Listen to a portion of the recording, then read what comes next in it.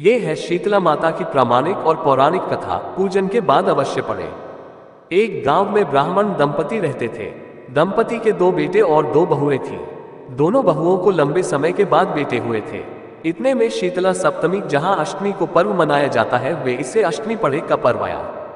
घर में पर्व के अनुसार ठंडा भोजन तैयार किया। दोनों बहुओं के मन में विचार आया कि यदि हम ठंडा भोजन लेंगी तो बीमार होंगी, बेटे भी अभी छोटे हैं। इस कुविचार के कारण दोनों बहुओं ने तो पशुओं के दाने तैयार करने के बर्तन में गुपचुप 2 बाटी तैयार कर ली।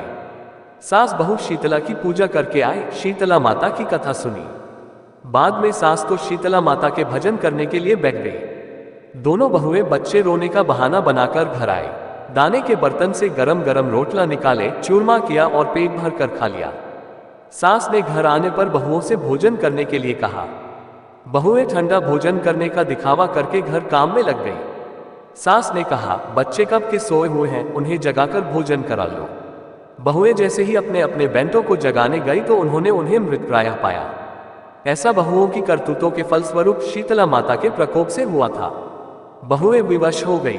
सास ने घटना जानी तो बहुओं से झगड़ने लगी। सास बोली कि तुम दोनों ने अपने बेटों की बदौलत शीतला माता की अवहेलना की है, इसलिए अपने घर से निकल जाओ और बेटों को जिंदा स्वस्थ लेकर ही घर में पैर रखना। अपने मृत बेटों को टोकरे में सुलाकर दोनों बहुएं घर से निकल पड़ी। जाते जाते रास्ते में एक जीर्ण वृक्ष आया। ये खेजड़ी का वृक्ष था। इसके नीचे ओरी शीतला दोनों बहनें बैठी थी। दोनों के बालों में विपुल प्रमाण में जू थी। बहुओं ने थकान का अनुभव भी किया था। दोनों बहुएं ओरी और शीतला के पास आकर बैठ गई। उन दोनों ने शीतला ओरी के बालों से खूब सारी जू निकाली। जुओं का नाश होने से ओरी और शीतला ने अपने मस्तक में शीतलता का अनुभव किया। कहा, तुम दोनों ने हमारे मस्तक को शीतल ठंडा किया है, वैसे ही तुम्हें पेट की शांति मिले। दोनों बहुएं एक साथ बोली कि पेट का दिया हुआ ही लेकर हम मारी मारी भटकती हैं, परंतु शीतला माता के दर्शन हुए नहीं है। शीतला माता ने कहा कि तुम दोनों पापिनी हो, दुष्ट हो, दुराचारिणी हो, तुम्हारा तो मुंह देखने भी योग्य नहीं है। शीतला सप्तमी के दिन ठंडा भोजन करने के बदले तुम दोनों ने गर्म भोजन कर लिया था। ये सुनते ही बहुओं ने शीतला माताजी को पहचान लिया। देवरानी जेठानी ने दोनों माताओं का वंदन किया। गिड़गिड़ाते हुए कहा कि हम तो भोली भाली हैं, अनजाने में गरम खा लिया था। आपके प्रभाव को हम जानती नहीं थी। आप हम दोनों को क्षमा करें। पुनः ऐसा दुष्कृत्य हम कभी नहीं करेंगे। उनके पश्चाताप भरे वचनों को सुनकर दोनों माताएं प्रसन्न हुई। शीतला माता ने मृतक बालकों को जीवित कर दिया।